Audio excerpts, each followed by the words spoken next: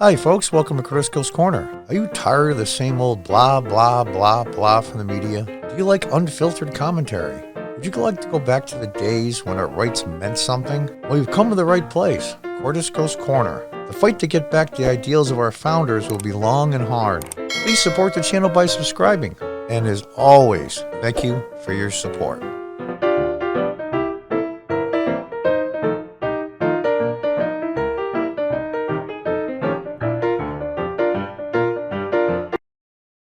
Hi, folks. Welcome back to Crisco's Corner.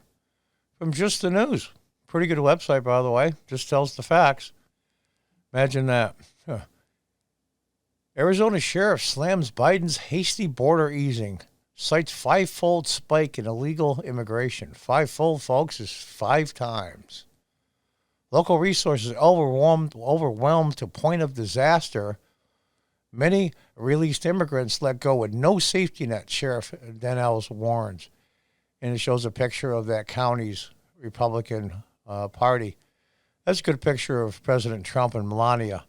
Boy, she's a stunning woman, absolutely stunning. How they treated her was just ridiculously ridiculous, I guess, for lack of a better term.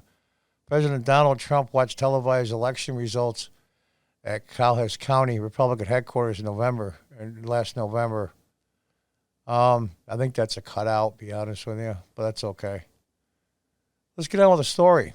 Illegal boarding crossings in Arizona, Cochise County have grown 5-fold since Joe Biden secured the presidential nomination and signaled he would ease immigration policies. Overwhelming local resources from COVID protection to law enforcement investigations, Sheriff Mark Dennell said. It just makes it really, really tough because now the message is cross over our border legally or illegally, Dennell told Just the News on Friday. And then the consequences are minimum, if any. It's tough for us because what happens in my border county and the 31 border counties in the southwest border will soon be in your backyard, Dennell's added, seeing that many released immigrants, and many, ends up being pretty high, 80, 90%, released immigrants in this county start migrating elsewhere in the country in search of resources to survive. Well, of course they will. They're human beings. They got to survive like anybody else. And there's part of the problem, folks, for all you progressives out there that just love this stuff.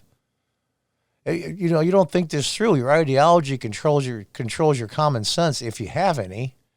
The fact of the matter is, many of these people, 20, 30, 40% or higher, will end up in slave jobs, making $2, $3, $4 an hour, if that.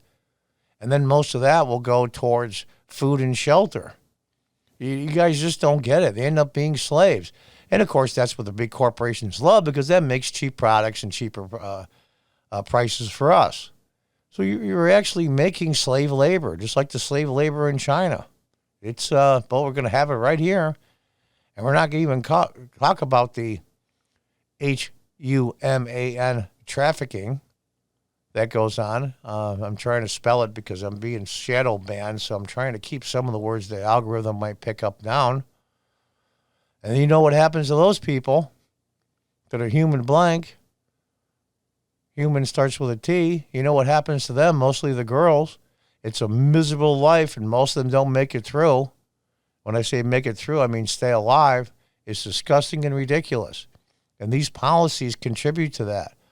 If I'm not mistaken, I think they said, I'm trying to pick the number in my head, the number of minors found crossing illegally with adults that was not their parent or a relative was like 30, 40%, something like that. You don't have to be Sherlock Holmes to figure out what those people are up to bringing them. It's tough. It's tough. Dinner said he respected the right of President Biden to change border policies, but said the hasty changes made as soon as a Democrat took office did not give local officials who bear the brunt of responsibility for released illegal aliens enough time to adjust or seek more resources. It's just so irrational, so not organized, not collective, not collaborative. And there you have it, not collaborative. 48% of this country this administration and the progressives and the leftists don't care about. As far as they're concerned, you're invisible. They want to make you invisible from cable news. They want to make you invisible from social media. They want to just have you disappear from the mainstream and have one-party rule for God knows how long. That's exactly what they want. They're not, of course, they're not collaborative. They might go through the motions to make it look good, but they don't. Do they consult with any of these sheriffs and law enforcement all along the border? And the answer is no. Absolutely not. It's frustrating for them, I'm sure. And it's turning their communities upside down. The sheriff said during an interview with John Sullivan Reports podcast, it's just a point of disaster. I just don't see any good come out of this for anybody involved. Only a progressive leftist policy would be a lose, lose, lose for everyone.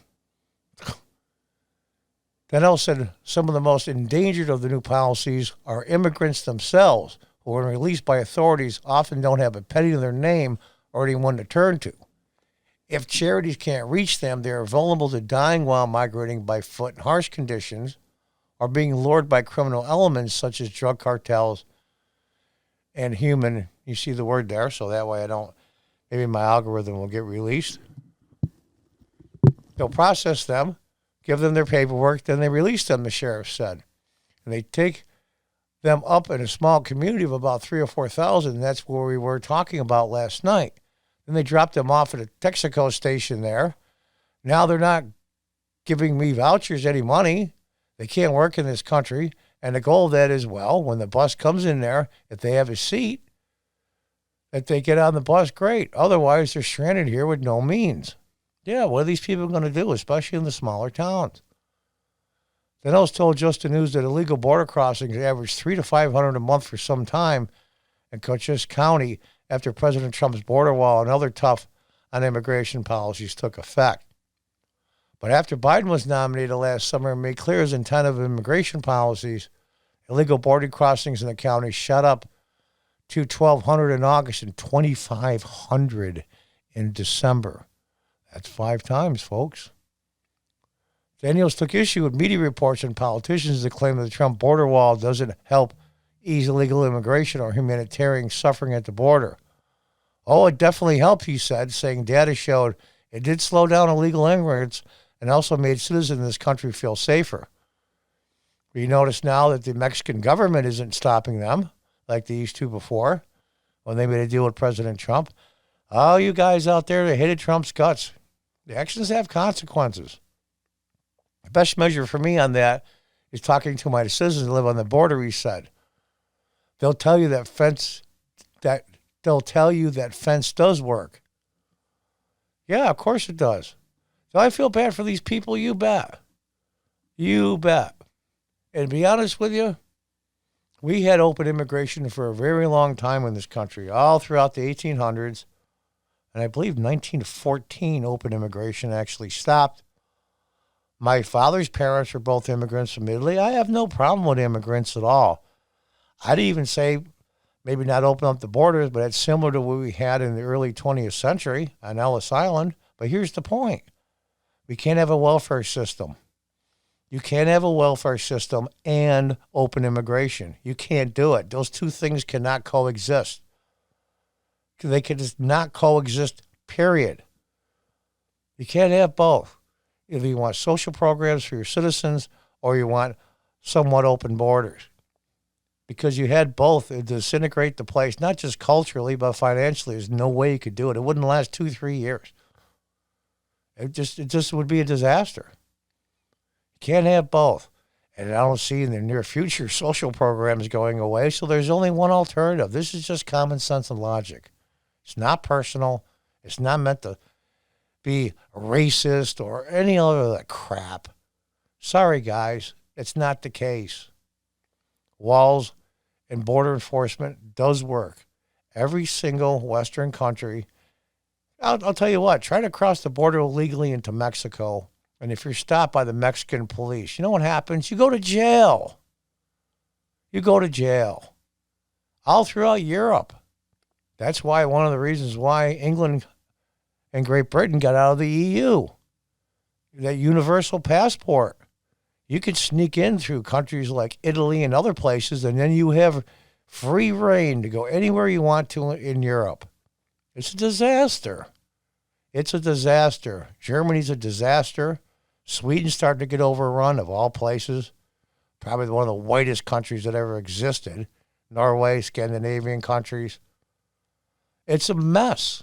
Absolute mess. And everybody loses. Everybody loses, including the people that are coming across illegally.